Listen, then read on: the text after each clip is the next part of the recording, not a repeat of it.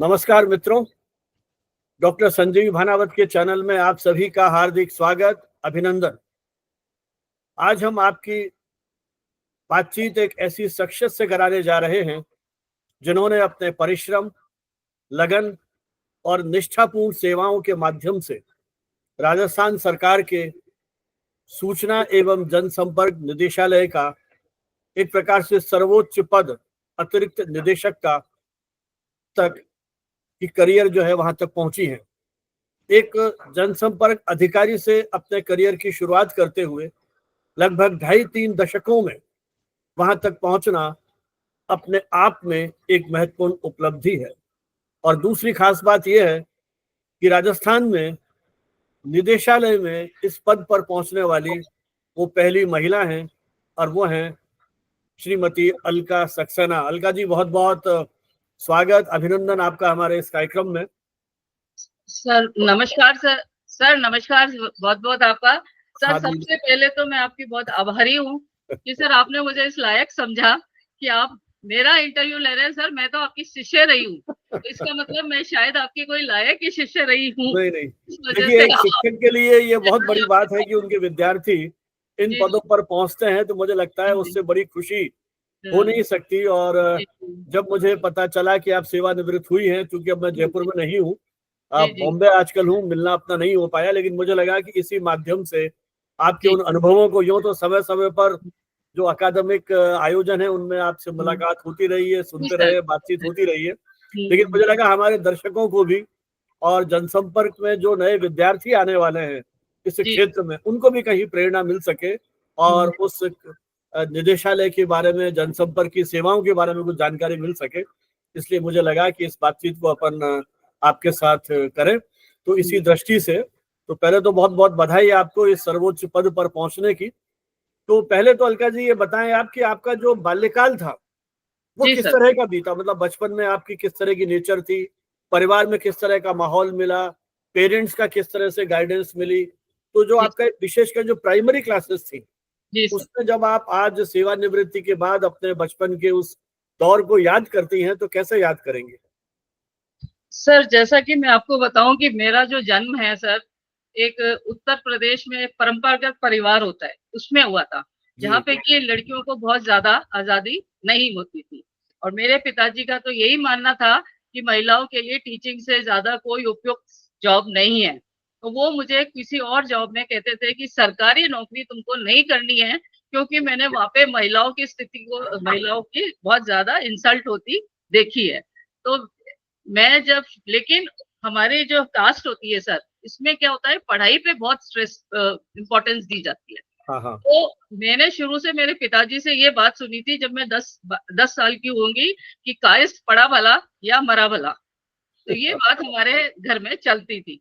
मैं तो ये देखती हूँ कि मेरी माताजी और मेरी सास, ये लोग भी उस टाइम की ग्रेजुएट थी जब लोग, महिलाएं बहुत कम पढ़ा करती थी। तो सर पढ़ाई के ढंग से तो मेरे को मतलब घर में कोई दिक्कत नहीं आई। मेरे पिताजी ने मेरी जो परवरिश बहुत अच्छी की और मुझे Saint Angel of Sophia public school Jaipur में मेरा एडमिशन कराया, जहां से मैंने 12वीं तक की कक्षा पूरी की। उसके बाद आप यूपी के उस गांव से फिर राजस्थान में अगर स्कूल एजुकेशन आपकी वहीं हुई? एजुकेशन मेरी जयपुर में हुई। ओके। क्योंकि मेरे पिताजी एजी ऑफिस में थे और उनका ट्रांसफर राजस्थान हो गया और जयपुर में उनकी पोस्टिंग हो गई। तो इसलिए फिर हम धीरे धीरे, पहले तो जयपुर में नौकरी की वजह से रहे, फिर वो फुल सेटल्ड ही हो गए। उन्हें जयपुर इतना पसंद आ गया कि उन्होंने जयपुर में ही घर बसा लिया और हमारा यहाँ मकान बना के यहीं सेटल हो गए। मेरे ख्याल 70 का जो दशक था आपका स्कूलिंग टाइम सोफिया में, उस समय तो सोफिया विशेषकर लड़कियों के लिए एक बहुत ही प्रतिष्ठित स्कूल के रूप में जाना जाता था। तो आपका जो प्राइमरी का एक्सपीरियंस था स्कूल का, किस तरह के आपके शिक्षकों ने पर्सनैलिटी डेवलपमेंट में, कितना क्रेडिट आप उन टीचर्स को देना चाहेंगी आपके उस पूरे पर्सनैलिटी को निखारने के लिए, डेवलप करने के लिए? सर मैं 100% क्रेडिट अपने शिक्षकों को देना चाहूंगी, क्योंकि हमारे स्कूल में एक मॉरल साइंस होती थी। तो मॉरल साइंस में हमें पहली क्लास से ये दिमाग में बिठा दिया जाता था कि इवन अगर आप गलत काम कर रहे हैं तो आप ये मत सोचिए कि कोई आपको देख नहीं रहा, God is looking at you.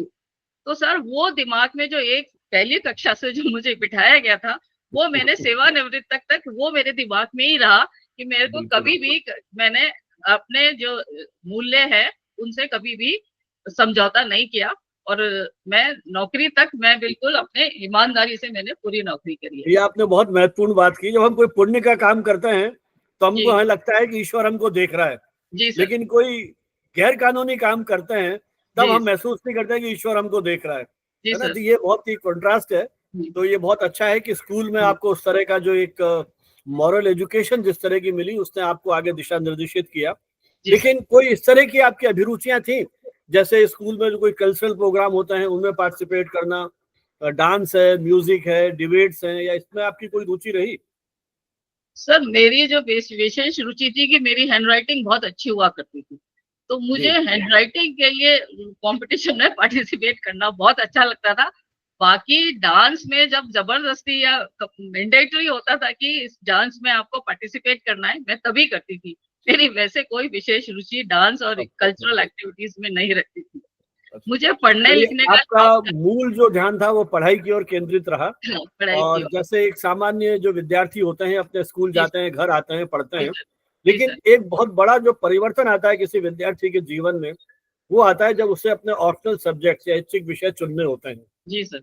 सामान्यतः जैसा आपने कहा कि आपके पिताजी शिक्षक के रूप में आपको देखना चाहते थे, लेकिन जब वो 10th या 11th क्लास में आकर के आपको विषय चयन करना पड़ा होगा, उस समय आपके मन में किस तरह के अंतर्द्वंद थे और आपने विज्ञान, वाणिज्य या कला या किस तरह की फैकल्टी या सब्जेक्ट लेने की सोची उस समय? सर मेरे पिताजी तो इनिशियली चाहते थे कि मैं विज्ञान लूं, लेकिन मैंने अपनी बात रखते हुए मैंने कला को चुना, क्योंकि मैंने ये देखा था कि जो साइंस वाले लोग होते थे वो मेंढक का डिसेक्शन करते थे, मुझे अभी तक याद है, और मुझे देख के उससे बड़ी ही वो घिन सी आती थी। तो मेरे पिताजी के इच्छा के बावजूद मैंने मना कर दिया कि मैं बिल्कुल, और मैं क्या, हम लोग गांधीवादी मेरा थॉट भी रहा है, मैंने गांधीवादी हिस्ट्री पढ़ी है, तो मुझे थोड़ा सा ये लगता था खून खराबा बहुत गलत चीज है। तो मैं काइस्ट होते हुए मैं आपको बता दूं मैं एक वेजिटेरियन हूँ, क्योंकि मेरा शुरू से ये था कि मुझे ये इस तरह से किसी को मार के और ये करके उसकी वो आते निकाल के, और वो लोग जो मैंने देखे थे वो मुझे शुरू से 8th क्लास तक तो मैंने तय कर लिया था कि मैं साइंस कभी नहीं लूंगी, तो मैं आर्ट्स ही लूंगी। और हमारे स्कूल में कॉमर्स होती नहीं थी, दो ही संकाय होते थे, या तो साइंस लो या आर्ट्स लो, तो मैंने आर्ट्स प्रेफर किया। जी। लेकिन बायोलॉजी के अलावा भी मैथमेटिक्स और फिजिक्स वाले ऑप्शंस थे जिसके माध्यम से हम इंजीनियर बन सकते थे। सर उसके लिए स्कूल को छोड़ना पड़ता, सोफिया में ये सारे ऑप्शंस नहीं हुआ करते थे, केवल साइंस, बायोलॉजी या आर्ट्स, दो ही चीज होते थे। और सोफिया उस टाइम जयपुर का सर्वश्रेष्ठ स्कूलों में से एक हुआ करता था। तो मेरे ख्याल आज भी स्कूल की प्रतिष्ठा वैसी ही है। जी। और आज भी किसी भी जो पेरेंट्स है उनका एक सपना होता है कि उस स्कूल में बच्चों का एडमिशन हो। तो फिर आपने आर्ट्स के माध्यम से, तो आर्ट्स में क्या सब्जेक्ट लिया आपने? सर आर्ट्स में मैंने इंग्लिश लिया, मैंने हिस्ट्री ली और सिविक्स ली। मेरा शुरू से इनकी तरफ एप्टीट्यूड था, मुझे हिस्ट्री पढ़ने का बड़ा शौक था। तो आप साहित्य के विद्यार्थी रहे मूलतः, साहित्य और इतिहास के। फिर समय आया जब आपको कॉलेज में जाना पड़ा। जी सर। राजस्थान विश्वविद्यालय से आपने अपनी ग्रेजुएशन की परीक्षा पास की होगी, तो ग्रेजुएशन में क्या सब्जेक्ट्स लिए फिर? सर ग्रेजुएशन से पहले स्कूल से मेरा ध्येय था कि मुझे प्रशासनिक सेवाओं में जाना है। मैंने कभी जनसंपर्क सेवाओं में जाने का कभी नहीं सोचा था, और हकीकत में मुझे कभी मैंने DIPR भी नहीं देखा था। मुझे शायद याद है कि मैंने पहली बार DIPR आपके साथ ही गई थी, तो मुझे ये भी नहीं मालूम होता था कि DIPR होता क्या है। तो क्योंकि मेरे परिवार में ज्यादातर सदस्य सब प्रशासनिक सेवाओं में थे, मेरे फादर खुद सीनियर DAG होके रिटायर हुए, तो उनको देख के मुझे लगता था कि मुझे प्रशासन में ही जाना है।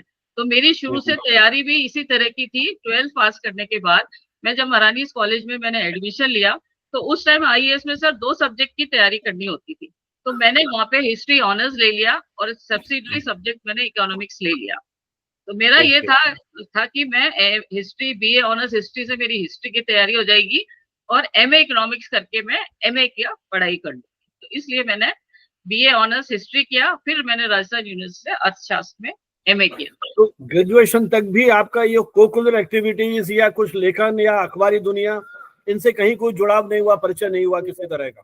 सर कॉलेज में तो नहीं हुआ, लेकिन एमए में जाके एक दो लोग मुझे जब मिले, उन्होंने मुझसे कहा कि आप अंग्रेजी जानती है, तो आप अंग्रेजी में कुछ हमें लिखो, हम आप हमारे पास हम वो इनफैक्ट दे वर फोटोग्राफर्स, तो उन्होंने कहा कि हमारे पास बहुत अच्छी अच्छी फोटो हैं, अगर आप हमें लेख लिख के दे दो तो हम आपकी छपवा देंगे। तो उस दौरान सर मेरे इंडियन एक्सप्रेस में एक लेख छपा, वो था भरतपुर फोर्ट पे, क्योंकि मैं हिस्ट्री की स्टूडेंट थी, तो हिस्ट्री से मुझे कुछ ज्यादा ही अच्छा मेरे पर कमांड था मेरा, और मैं बड़ी सहज भाव से लिख देती। तो उस टाइम सर मैंने फिर राजस्थान की संस्कृति है, पगड़ियों पे एक होती थी स्टेन ग्लास पेंटिंग, तो इस तरह के विषयों पे जो कि अलग होते थे, उस पे मैंने कुछ लेख लिखे, वो मैंने एमए में लिखे, नॉट इन। जर्नलिस्टिक शुरुआत इंडियन एक्सप्रेस से हुई एक तरह से? सर पहला लेख मेरा जीवन का इंडियन एक्सप्रेस में छपा था। अच्छा अच्छा। उसके बाद पगड़ियों पे संडे मेल में छपा था, और वो भी इंडियन एक्सप्रेस में? नहीं, किसमें छपा था? Sunday mail? संडे मेल है, कलकत्ता से एक निकलती थी मैगजीन, उसमें निकला। तो वो जो आपके प्रकाशन हुए तो उसका पारिश्रमिक भी मिला होगा पहली बार? हाँ सर, मिला था सर, शायद 100 रुपए या ऐसे कुछ मिलता था, एक जगह 50 रुपए मिले थे। उस तरह के कि हम एक विद्यार्थी हैं और एक अखबार में छपने से सर वो 40 साल पहले की बात है, 45 साल इनफैक्ट पहले की बात होगी। बिल्कुल बिल्कुल।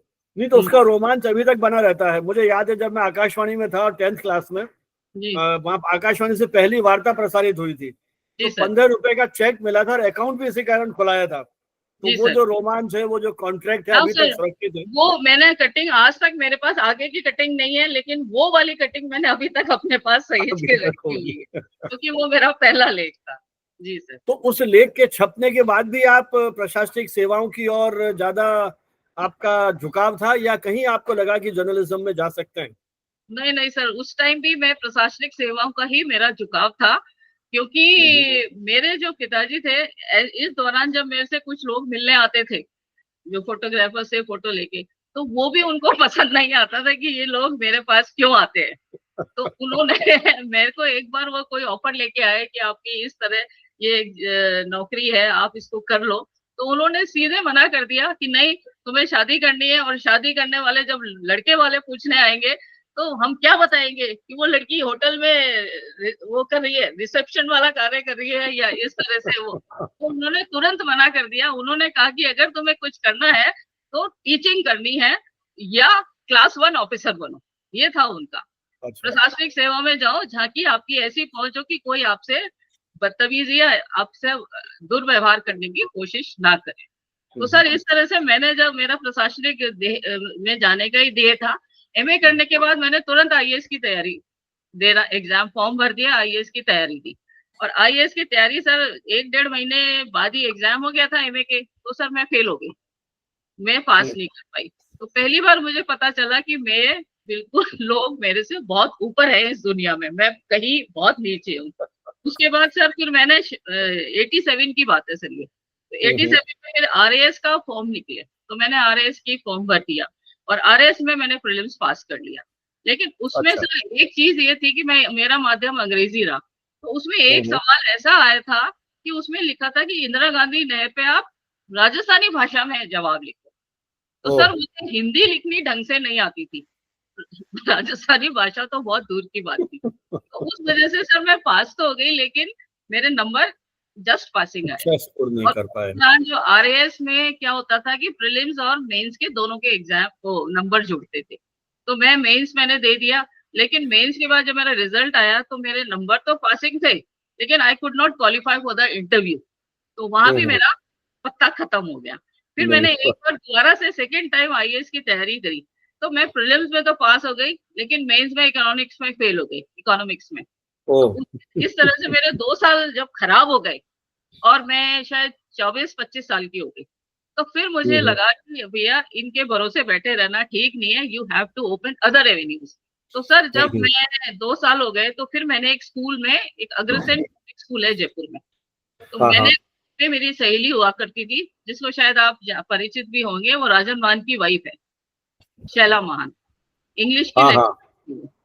तो वो मेरी, तो उन्होंने मुझसे कहा कि हमारे यहाँ एक वैकेंसी है हिस्ट्री इकोनॉमिक्स पढ़ाने की, तो आप आ जाओ। तो उन लोगों ने मुझे बुला लिया, मेरा इंटरव्यू लिया और मुझे टीचर बना दिया। तो मैं टीचिंग के साथ साथ हम दोनों सहेलियां थे। तो एक दिन उसने मुझे सुझाया कि अपन बीजेएमसी करते हैं। मैंने कहा ये अच्छा। क्या होता है ये क्या होता है? तो उसने कहा जर्नलिज्म का होता है। तो हम दोनों स्कूल के बाद फॉर्म लेके आ गए और हमने फॉर्म भर दिया। और उसके बाद सर पहली बार मेरी आपसे मुलाकात हुई जब मैं आपसे तो उसके बाद सर वो तो थोड़े दिन बीच में छोड़ गई क्योंकि उसकी वनस्थली में नौकरी लग गई, स्कूल छोड़ गई।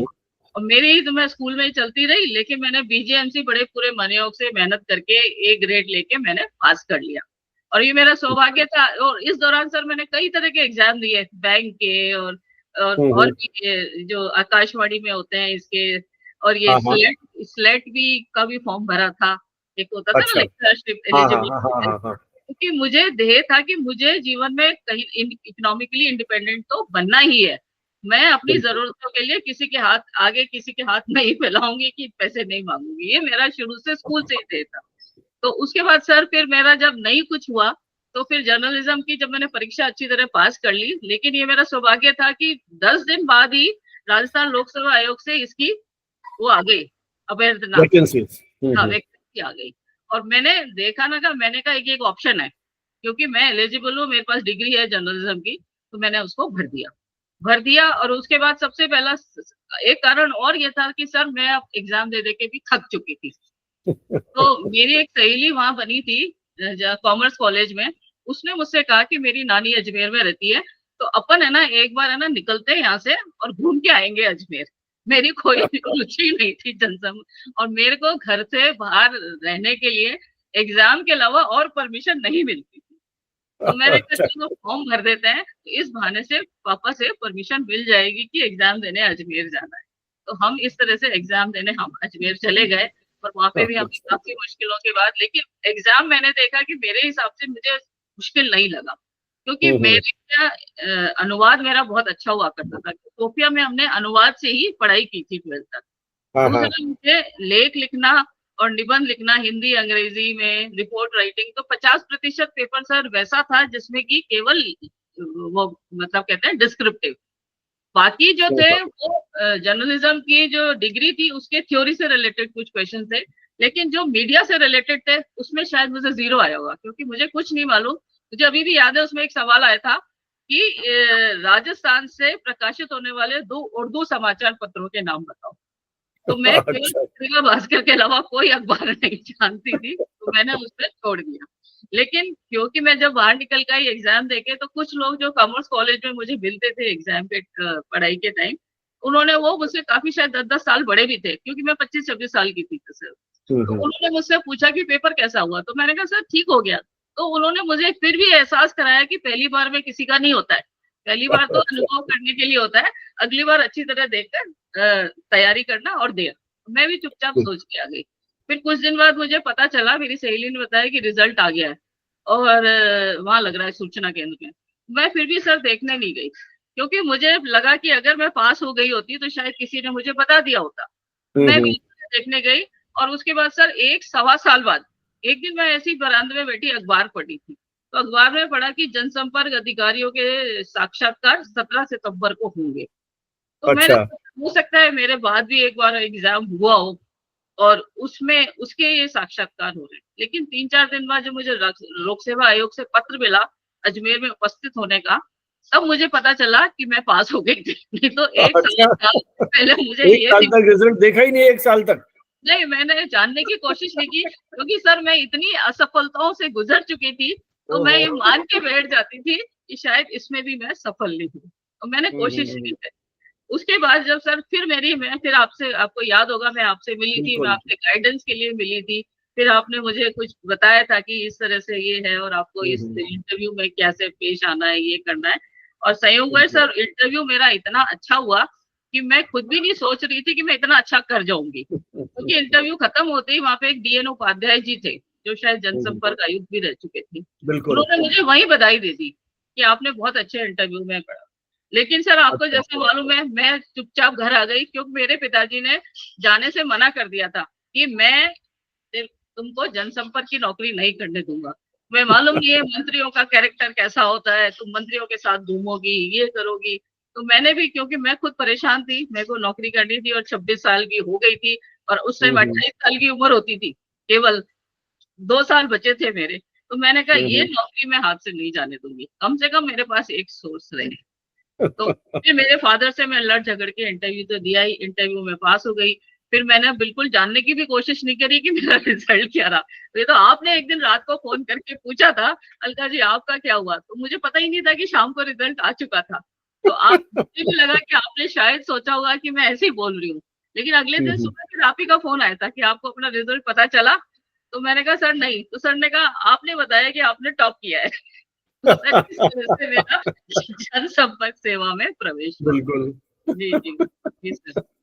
चलिए, तो आपकी तो बड़ी रोचक गाथा है। जी, जी। और जब आप जनसंपर्क सेवाओं में आपने बिल्कुल एक तरह से सर्वोच्च पोजीशन प्राप्त करके वहां ज्वाइन किया एक जी पीआरओ सर। के रूप में, जी, और जैसा मतलब एक स्ट्रगल तो रहा ही आपके लिए, जी सर। क्योंकि पिताजी ने भी मना किया, हुँ, मन में कहीं थी, और लेकिन हुँ। आपके मन में एक जुनून उत्साह जरूर था, क्योंकि इतनी विफलताओं के बाद ये जी एक सर। महत्वपूर्ण उपलब्धि मिली। तो हुँ, जनसंपर्क में पीआरओ से लेकर के आपके एडिशनल डायरेक्टर तक की जो पूरी यात्रा है, जी तो सर। सबसे पहले मैं यही सवाल पूछूंगा आपसे कि हुँ, बीइंग ए हुँ। विमेन, एक महिला होने के नाते किस तरह के चैलेंजेस को आपने फेस किया, और पिताजी को कैसे कन्विंस किया कि नहीं, महिलाएं भी हर क्षेत्र में अपनी उपस्थिति दर्ज करा सकती हैं और प्रभावी ढंग से लीडरशिप दे सकती हैं।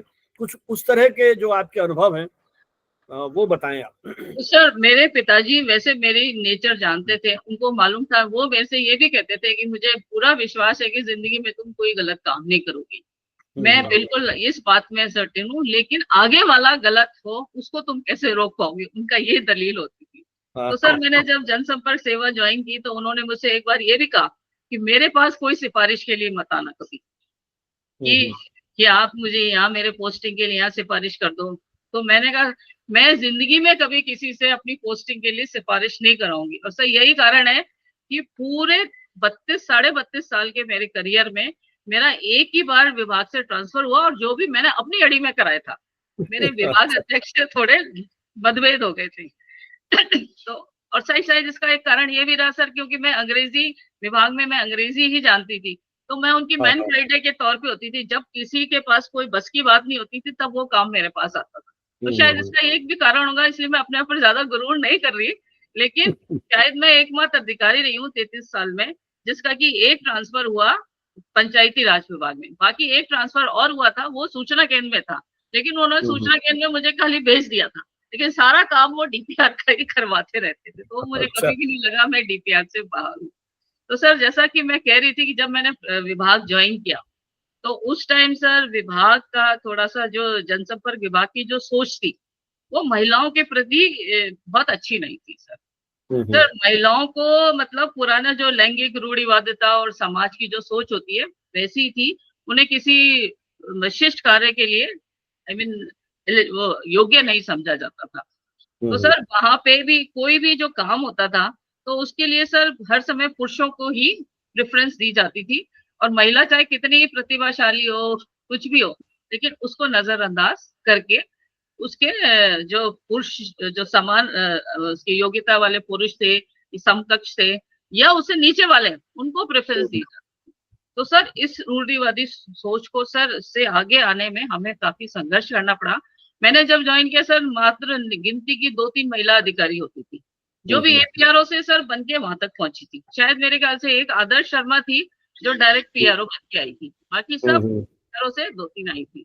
तो सर जिस दिन मैंने ज्वाइन किया तो एक हमारे यहाँ अंग्रेजी की अधिकारी थी जो 6 महीने बाद ही रिटायर होने वाली थी। तो उन्होंने जब मुझसे मेरा परिचय लिया तो ऐसा उन्होंने एहसास कराया कि जैसे कि मैंने आके उनके एक अधिकार को खत्म कर दिया और इतना असहज वो करा।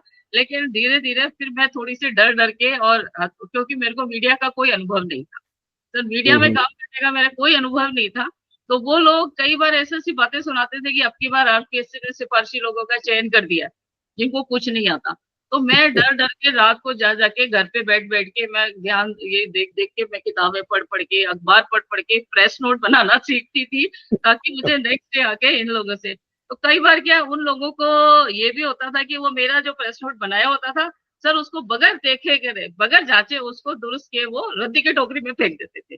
अच्छा। बाद में मैंने सर खाली समय में सारी प्रेस नोट की फाइलें ले लेके पढ़ना शुरू करा।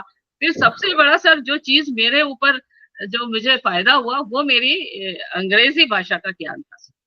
क्योंकि सर जब भी कोई अंग्रेजी का काम आता तो वो सबसे पहले मुझे ही याद किया जाता, और कोई भी नया निदेशक आता तो उसको मेरे पहुंचने से पहले उससे मेरी विशिष्टता ये पहुंच जाती, यहाँ अंग्रेजी का काम अलका जी कर सकती है।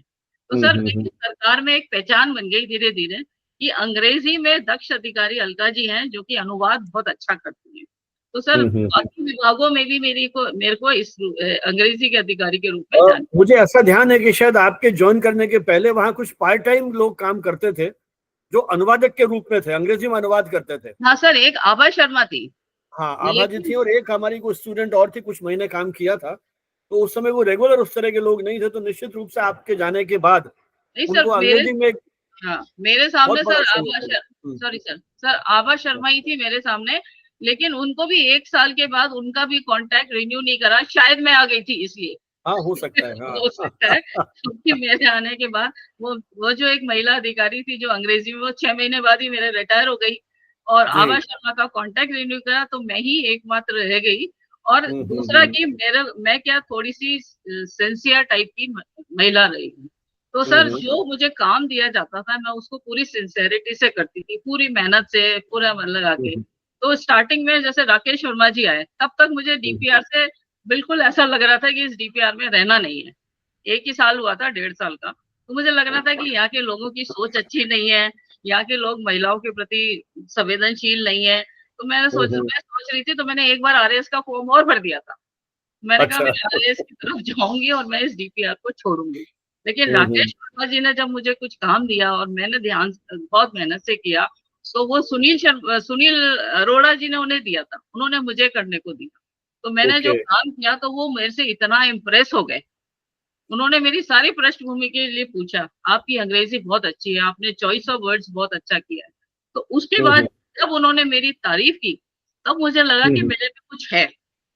अभी तक तो मुझे ये लोग राइट ऑफ करने के चक्कर में रहते थे कि उनको लगता था कि ये हमसे ज्यादा काबिल महिला कैसे आ गई। तो सर ये चीज भी मैंने काफी फेस की, और धीरे धीरे सर जब मेरी एक छवि बन गई उसके बाद तो मैं सर पूरी तरह स्थापित हो गई समाचार शाखा में, और मुझे हर कार्यक्रम में, सीएम के हर कार्यक्रम में अंग्रेजी प्रेस नोट के भी लगाए जाने लगा, या सीएम का जो भी प्रेस नोट बनता था उसकी मैं अंग्रेजी करती थी। फिर जैसे 1 साल 2 साल में बुकलेट छपती थी अंग्रेजी की, उसका भी दायित्व मेरे द्वारा संभाला जाता था। तो इस दौरान सर मैंने कभी भी अपने महिला होने के लिए फायदा नहीं उठाया। कभी रात को मुझे एक बार याद है 1999 में, मेरे 7 साल ही होते, मैंने 4 बजे सुबह 4 बजे तक एक बुकलेट बनाई ऑफिस में रह के, क्योंकि अगले दिन 11 बजे सीएम साहब को उसका विमोचन करना था। महेंद्र सुराणा हमारे डायरेक्टर थे, तो उन्होंने मुझे शाम को कहा कि आपको रुकना है, तो मैंने कहा मैं नहीं रुकूंगी, मेरे बच्चे छोटे हैं। तो सर एक बार के माँ बनने के बाद सर एक बार बहुत समस्याएं तो उन्होंने मुझे डांट दिया कि बिहेव लाइक एन ऑफिसर। तो मैं फिर भी उनको मैंने कहा कर लो कुछ भी, मैं जाऊंगी, पहले मेरे बच्चों को खाना खिला पिला के आऊंगी, फिर चाहे मैं 7 बजे वापस आ जाऊं। मैं ऐसे कह के मेरी एक जो छवि है विभाग में, एक बहुत दबंग अधिकारी की रही है, जो अपनी बात कहने में और मनवाने में किसी भी स्तर पे जा सकती है, ये मेरा रहा है। तो महेंद्र सुराणा ने भी करके, और फिर उन्होंने 7 बजे मुझे फोन करके कहा कि कब आ रही हैं तुम। मैंने कहा ठीक है गाड़ी भिजवाइए मैं आती। तो फिर 7 बजे के बाद सर 8 बजे से लेके सुबह 4 बजे मैं घर पहुंची थी। बाद में मुझे धन्यवाद भी दिया कि आपके अलावा ये काम कोई नहीं कर सकता। तो सर ऐसे जब ये काम मेरे पास आने लगे तो मुझे थोड़ा सा अपने ऊपर भी गर्व होता था, कॉन्फिडेंस बढ़ गया। मेरे पिताजी की ये सोच अच्छी, दूरदर्शिता पे भी नाज होता था कि उन्होंने उस समय हमें अंग्रेजी मीडियम स्कूल में पढ़ाया, जबकि ज्यादातर लोग हिंदी मीडियम में पढ़ते।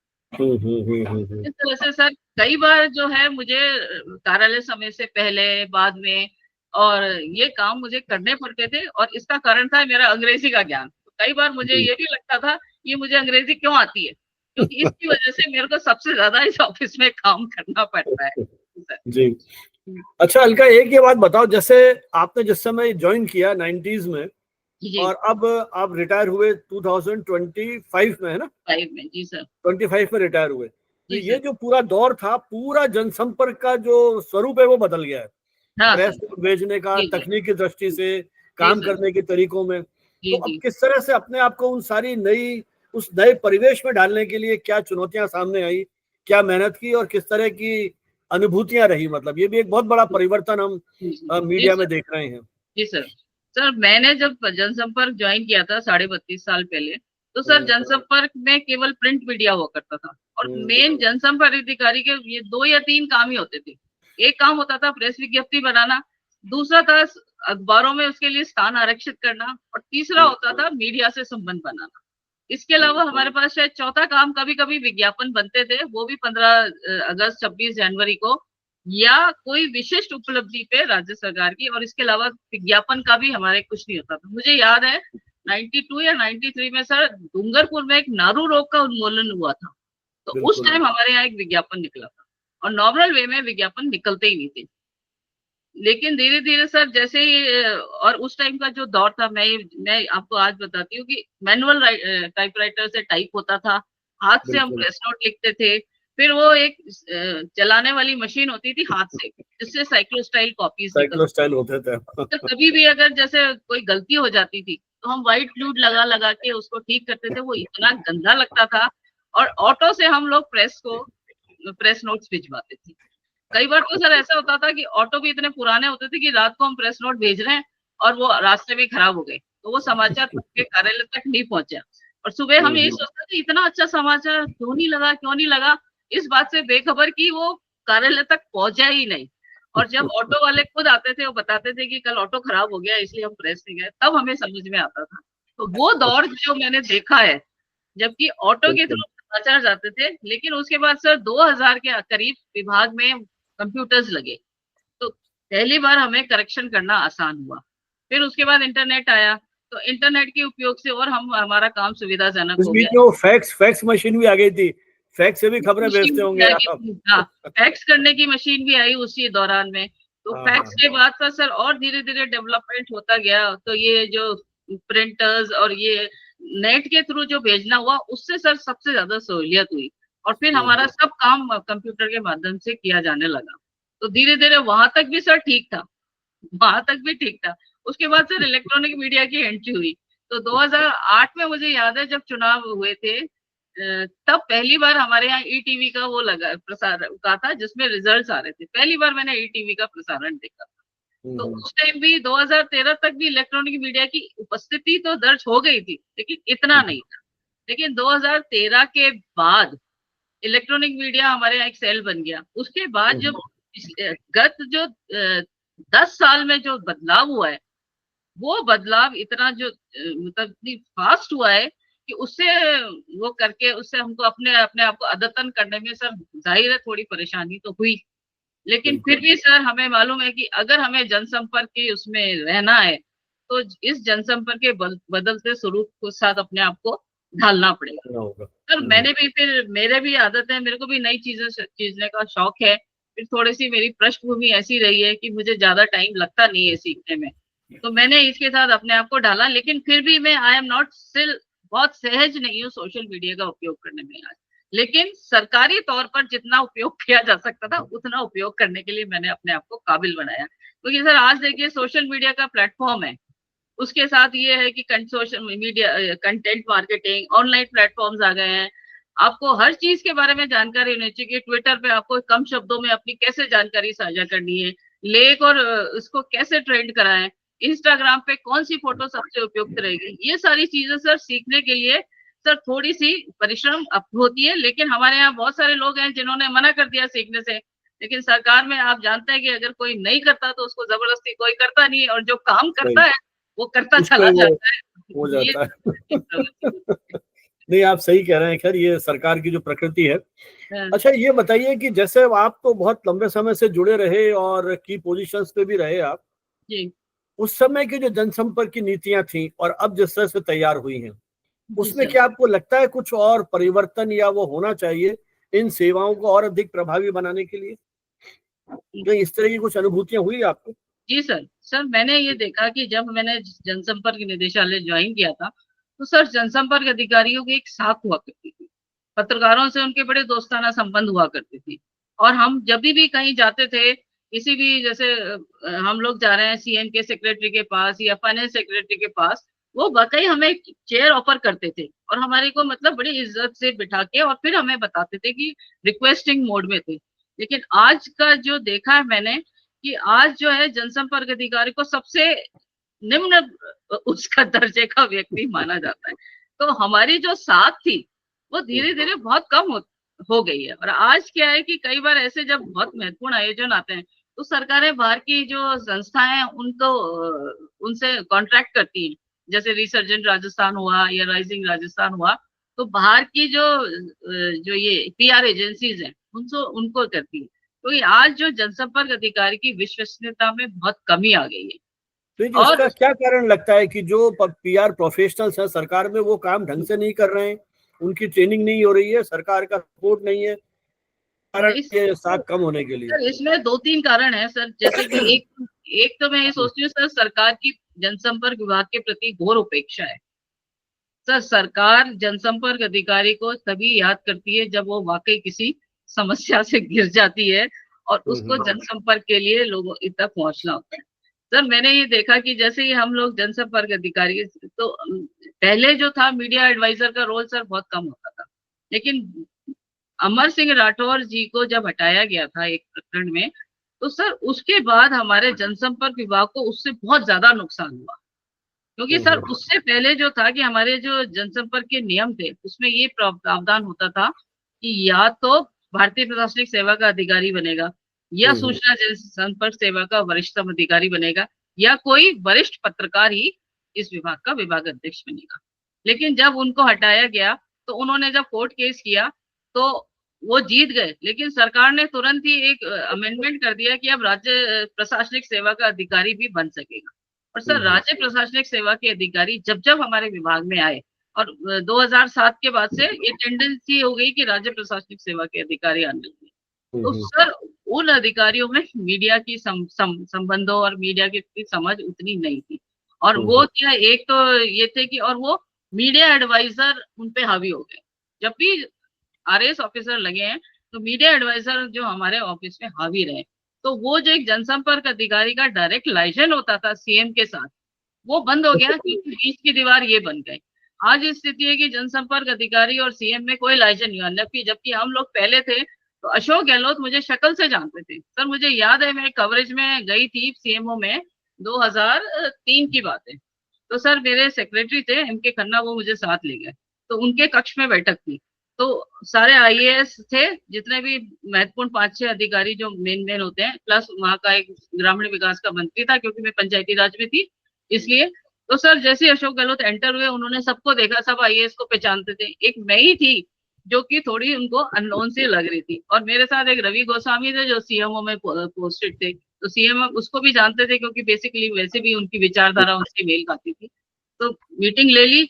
मीटिंग खत्म होने के बाद वो तुरंत मेरे पास आए अशोक गहलोत जी, और मुझसे कहा आपका नाम क्या है?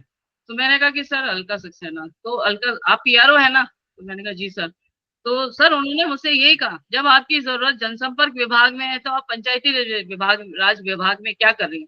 मतलब उनको भी मालूम था कि जनसंपर्क विभाग में अंग्रेजी का काम एक महिला करती थी जो कि आजकल पंचायती विभाग में। तो सर मेरे जो अधिकारी थे वो उस टाइम आईएएसओ से बात कर रहे थे, उन्होंने देखा कि सीएम साहब मुझसे बात कर रहे हैं तो वो भागते हुए आए कि सर ये हमारी जनसंपर्क अधिकारी है। तो सीएम साहब ने कहा मैं जानता हूँ ये जनसंपर्क अधिकारी है, मैं इनसे पूछ रहा हूँ कि जब इनकी आवश्यकता उस जनसंपर्क विभाग में है तो ये यहाँ क्या कर रही है?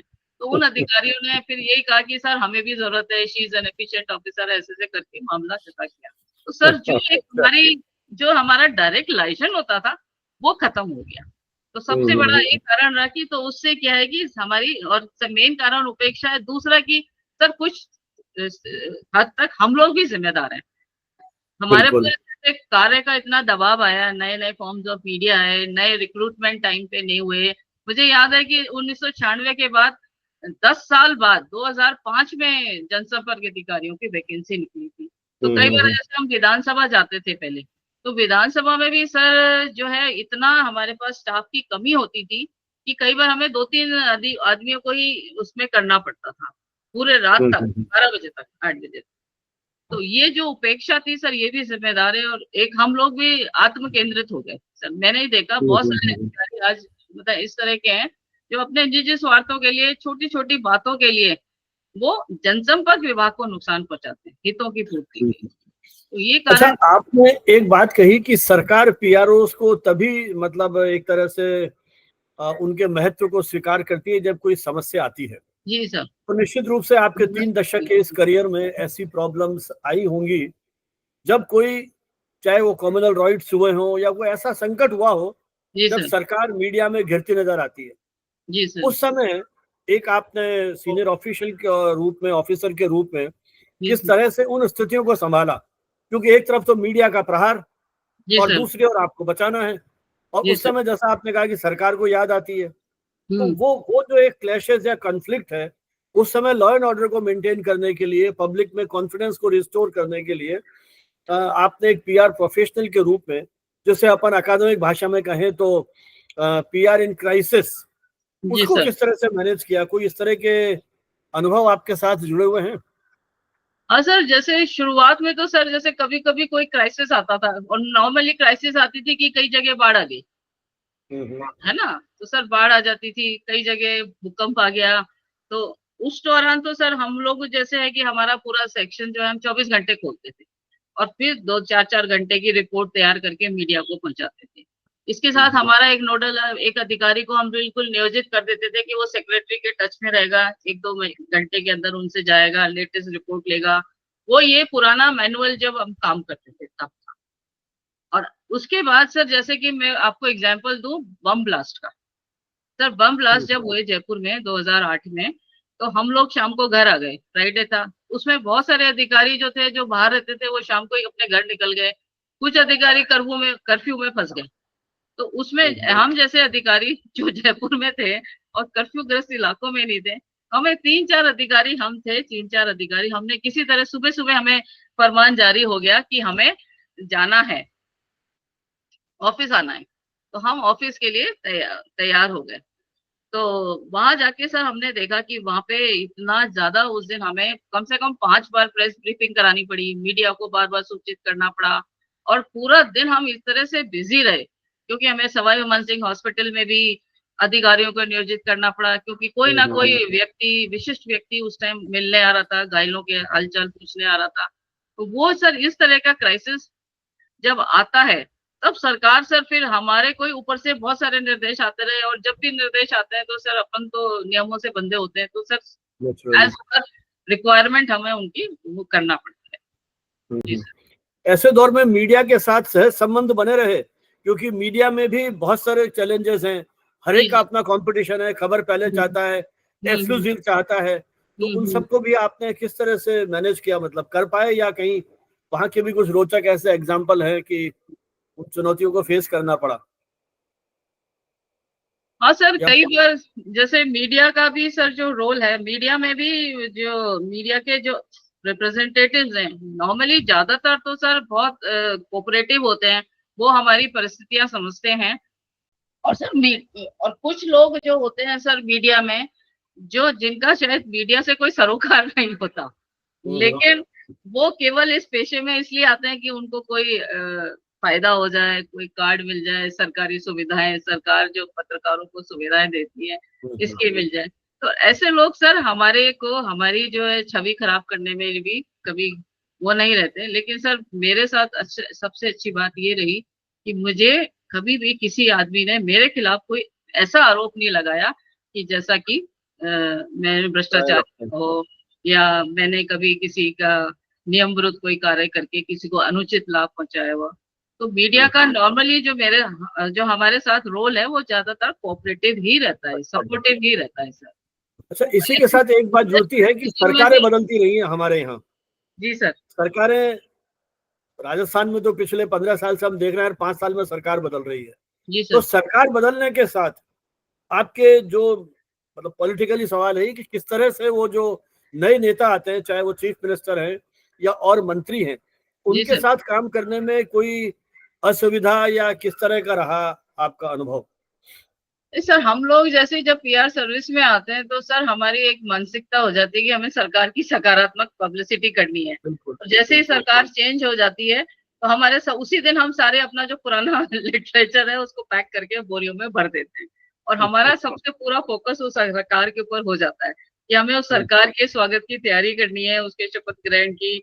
और सर बिल्कुल एक माइंडसेट ऐसा बन जाता है, और इतने सालों में मेरा तो माइंडसेट ऐसा बन गया कि जो सरकार, जो चीफ मिनिस्टर, वही हमारे है। तो हम सर उसमें, क्योंकि हम लोग इतने सालों से काम करते करते एक माइंडसेट हो जाता है कि 5 साल बाद सरकार बदलेगी, तो हमें उसी हिसाब से काम करना है। सर यहाँ मैं एक एग्जाम्पल दूं आपको। सर जब है ना भैरों सिंह जी की सरकार थी, तो सर उस टाइम हम ये लिखते थे प्रेस नोट में कि 8 साल में बीजेपी सरकार ने इतने विकास के कार्य किए हैं कि 40 साल उससे पहले वाले जो कांग्रेस के थे, उसमें 40 साल में कांग्रेस उतना विकास नहीं कर पाई। सर फिर भैरों सिंह जी चले गए, अशोक गहलोत आ गए, तो सर हमारी भाषा ये चेंज हो गई कि सरकार ने जो, कांग्रेस सरकार ने जो 40 साल में विकास किए थे, उसको भाजपा सरकार ने, पूर्ववर्ती भाजपा सरकार ने अपने कुप्रबंधन और उससे इसको खत्म कर दिया। अब कांग्रेस को दोबारा से नए सिरे से मेहनत करके काम करना पड़ेगा। तो सर वो हमारा माइंडसेट ऐसा हो जाता है। और हमें कई बार लगता भी था, पहले तो मुझे बहुत लगता था क्योंकि मैं नई नई थी, मुझे लगता था हम लोगों में कितना भ्रम पैदा करते हैं, लेकिन बाद में क्योंकि हमारी नौकरी ही है, हम नियमों से बंधे हैं, हमें गोपनीयता बरतनी है, तो ये सब चीजें सर अपने आप धीरे धीरे, आप अगर अपने काम में बहुत ज्यादा सिंसियर तल्लीन हो तो आपका अपना माइंडसेट वैसा बन जाता है। बिल्कुल बिल्कुल। अच्छा, आपने इस पूरी बातचीत में 2 जनों के विशेष नाम लिए, राकेश वर्मा जी का, जो एक IAS ऑफिसर थे और उन्होंने आपकी क्षमताओं को पहचाना, और दूसरा अशोक गहलोत जी का, जिन्होंने आपसे बातचीत करके कहा कि आपकी आवश्यकता जनसंपर्क विभाग में। इनके अलावा कोई ऐसे नेता या अधिकारी आपको ध्यान में आ रहे हैं जिनके साथ रह करके वर्मा जी ने आपकी क्षमताओं को पहचाना, गहलोत जी ने जनसंपर्क की बात की, लेकिन ऐसे नेता या अधिकारी जिनके साथ बहुत कुछ सीखा हो या काम करने में आपको आनंद आया हो, या कोई उस तरह के संस्मरण यदि आपके पास हो तो शेयर कीजिए। सर एक और अधिकारी जिन्होंने वाकई मुझे बहुत प्रभावित किया, मतलब वो राकेश वर्मा जैसे ही बराबर थे, वो थे रोहित कुमार सिंह। सर वो इतने बढ़िया अधिकारी, शायद हमारा जनसंपर्क विभाग का सौभाग्य था कि वो हमारे विभाग अध्यक्ष बन के आए। वो काम के प्रति इतने, जब काम करते थे तो वो इतने मतलब सिंसियरली कराते थे, लेकिन उसके बाद उनका जो काम करने का तरीका और बताने का तरीका इतना सहज होता था कि हमें अपने आप ही उनके प्रति वो एक सम्मान भाव उनके प्रति हमारे झलकता था।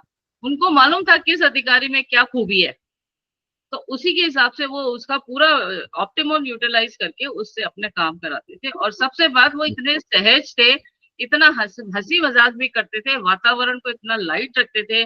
उनके दौरान हमारे जनसंपर्क विभाग में सर इतना काफी सारे काम हुए जो कि, और उनको आज तक हम लोग याद करते हैं। एक तो उनकी जो व्यक्तित्व था इतना विराट था कि सर उनको देख के लगता था कि हर आदमी को ऐसा ही, इसी तरह का उनमें ऐसी क्वालिटीज होनी चाहिए। इसका मतलब जो प्रशासनिक अधिकारी हैं वो भी सफल हो सकते हैं जनसंपर्क सेवाओं में, क्योंकि अभी आपने कहा ना कि जब से ये एडमिनिस्ट्रेशन में के लोग आए हैं जनसंपर्क का उतना प्रभाव नहीं रहा या वो उनमें अंडरस्टैंडिंग नहीं है, लेकिन कुछ अधिकारी ऐसे भी थे जिन्होंने कायाकल्प किया आपके इस पूरे सिस्टम का। नहीं सर, मैंने तो ये देखा, मेरा जो अनुभव रहा, जब भी हमारे यहाँ भारतीय प्रशासनिक सेवा के अधिकारी आए तो मीडिया सलाहकारों का प्रभाव इतना नहीं, उनका हस्तक्षेप इतना नहीं होता था, क्योंकि वो लोग उनसे, लेकिन जैसे ही IAS ऑफिसर्स की पोस्टिंग होती थी, क्योंकि शायद उनको मीडिया के बारे में उतनी समझ नहीं होती थी, तो वो उनका अनावश्यक हस्तक्षेप उनका बढ़ जाता था। और वो मतलब इतना भी बढ़ जाता था कि उनके जो ना अधिकारियों के स्थानांतरण में भी उनकी नापसंद और पसंद को ध्यान रखा जाता था, सरकार के हित को नहीं ध्यान रखा जाता था। ऐसी स्थिति में सर नुकसान जो है सरकार का, मतलब राज्य का ही होता है। वो चीजें मैंने कई बार महसूस की, अनुभव की। अच्छा अलका जी, आपने लगभग 32 साल की अपनी सेवाएं की पूरे कमिटमेंट के साथ, और आपने नई पीढ़ी को भी देखा है जो पिछले कुछ वर्षों में APR और PRO के रूप में जनसंपर्क सेवाओं में आए। उनके बारे में क्या लगता है आपको कि ये जो पूरा जो एक डिजिटल मीडिया से जो पीढ़ी निकल रही है और बड़े बड़े इंस्टीट्यूशन से ये लोग पढ़ करके आ रहे हैं, वो कितना कमिटेड या एफिशिएंट है अपने काम करने में? क्या लगता है आपको, या किस तरह की उनमें और डेवलप करना चाहिए स्किल्स को? सर जो मैंने नई पीढ़ी को जो देखा है, जिनको अपन आजकल शायद जेनजी कहते हैं, सर ये जेनजी जो है, जो नए लोग हमारे विभाग में आए, इस नई पीढ़ी के लोगों को मैंने देखा ये सक्षम तो बहुत है sir, they are well equipped. उनको नए जो माध्यम है जनसंपर्क के, उनकी जानकारी तो है, लेकिन इनके सोचने और समझने का तरीका अलग है। और इनके जो है सबसे बड़ी बात है कि ये जो पुरानी जो हमारे सांस्कृतिक मूल्य हैं, वो उसके बारे में भी इनकी सोच अलग है। जैसे कि हम लोग थे जब पहले, तो सर हमारे सामने कोई भी बड़ा अधिकारी या कोई भी बड़ा उम्र का आदमी होता था तो हम उसको उसकी उम्र का भी लिहाज करते थे, उसकी सीनियोरिटी का भी लिहाज करते थे। लेकिन ये जो और अभिवादन करने की एक परंपरा रही, तो मैंने अभी देखा है कि ये जो नए सोच वाले हैं, एक तो इन्होंने क्या कि ये जो है ना, बड़े लोगों का सम्मान करने की परंपरा थोड़ी सी कम हो रही है। दूसरा, जैसे ही आप जाओ, सामने से निकल जाओ तो अभिवादन भी नहीं करेंगे, फिर जब इनका काम पड़ेगा तो कहो कि मैडम हमने देखा नहीं, फिर ये हर समय शॉर्टकट अपनाना चाहते हैं सर। जबकि हमारी वाली पीढ़ी के लोग थे, पहले हमको जो कार्य मिलता था, पहले हम उसको समझते थे करना क्या है, फिर अपनी पूरी क्षमताओं का उपयोग करके और फिर उसको हम अंजाम देते थे। लेकिन ये लोग तो पहले से क्या कि आजकल शॉर्टकट अपनाना चाहते हैं, ये चाहते हैं कि तुरंत ही काम हो जाए। तो वो जो फर्क है, और उस वजह से सर अक्सर क्या है कि कार्यालयों में दो तरह की पीढ़ियां आजकल काम करती है, एक तो जेनजी और एक जो बड़ी उम्र की है। तो इनमें कभी कभी टकराव भी हो जाता है, और जबकि हमारा ही जरूरत है कि इनका भी हम जो है नई जो सोच है उसको भी अपनाएं, और पुराने लोगों के अनुभव का भी ध्यान रखें, तो हम लोग बहुत अच्छा काम कर सकते हैं और कई नवाचार भी हो सकते हैं। तो ये जो नई पीढ़ी है काम करने में तो सक्षम है सर, लेकिन साथ साथ इनके जो है ना नैतिक मूल्य हैं, उसमें सर पुरानी पीढ़ी के मुकाबले ये लोग थोड़े से बहुत सारी कमजोर है, मेहनत करनी पड़ेगी इनको। बहुत सारी चीजें तो लाइटली लेते हैं ये लोग। हाँ, अच्छा, महिला अधिकारी के रूप में कभी आपको किसी तरह की समस्या का सामना करना पड़ा? क्योंकि पुरुषोचित स्वभाव होता है, जैसा आपने कहा कि शुरू में डिपार्टमेंट में महिलाओं को वो प्राथमिकता नहीं दी गई, लेकिन जब आप इस पद पर पहुंची तो मुझे लगता है कि बहुत सारी महिलाएं और नवयुवतियां इस प्रोफेशन में आ गई हैं, बहुत सारी तो हमारे डिपार्टमेंट से आई हैं आपके यहाँ। तो उस लीडरशिप में आपको किस तरह के, मतलब क्या अनुभव रहा, मतलब किस तरह के चैलेंजेस फेस करने पड़े, या कहीं कोई साइकोलॉजिकल दबाव या किसी तरह का प्रेशर क्या आपके ऊपर, एक मतलब एक विमेन बॉस को किस तरह से ये पीढ़ी स्वीकार कर रही है? सर जब हम लोगों ने ज्वाइन किया था, जैसा कि मैंने पहले भी बताया, तो सर महिलाओं के प्रति बड़े सामाजिक पूर्वाग्रह होते थे। उनको लगता था कि महिला है, ये कुछ नहीं कर पाएगी। इनफैक्ट ये कई बार तो ऐसा होता था कि जैसे माँ बन जाते हैं तो उसके बाद एक और सोच बना ली जाती थी, अब तो ये बेकार हो गई, अब ये किसी काम की नहीं रही और ये अब उतने क्षमता से काम नहीं कर रही है। और सर ऐसे घर में भी समस्या ये आती थी कि कोई बच्चा बीमार हो जाए तो ये ऑफिस घर वालों को ये लगता था कि ऑफिस में लगी रहती है इसलिए बच्चे पे ध्यान नहीं दे रही। तो ये वाली एक चैलेंजेस हमें फेस करना पड़ा दोनों कामों में सामंजस्य बिठाने के लिए।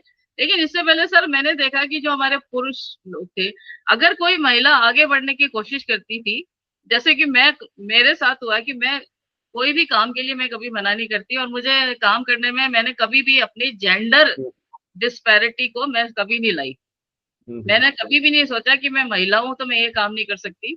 तो उस टाइम भी कुछ पुरुषों को लगता था कि एक महिला आगे आ रही है तो मीन्स वो मेरे से आशंकित से हो जाते थे कि ये अगर आगे आ गई तो ये हमारा पत्ता साफ ना हो जाए।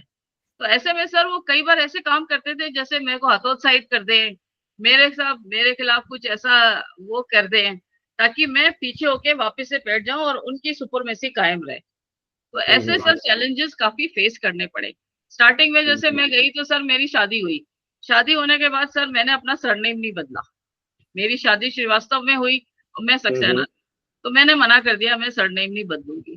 तो सर एक अधिकारी था तो उसने मुझे बड़े हल्के तरीके से बोला क्या आपको अपनी शादी में भी संशय है क्या, जो आप अभी सरनेम नहीं बदलना चाह रही, ये चल पाएगी कि नहीं चल पाएगी। सर फिर उस टाइम तो मैं नई थी, मैंने सुन लिया, लेकिन उसके बाद मैं थोड़ी सी जब दबंग हो गई तो फिर मैं उनको कहती थी अपने काम से काम रखो, एंड जस्ट ऑफिशियल काम के अलावा मेरे से इस तरह की बातें की ना तो मैं ठीक कर दूंगी आपको। तो सर मेरी एक जो छवि रही है बहुत दबंग अधिकारी की रही है।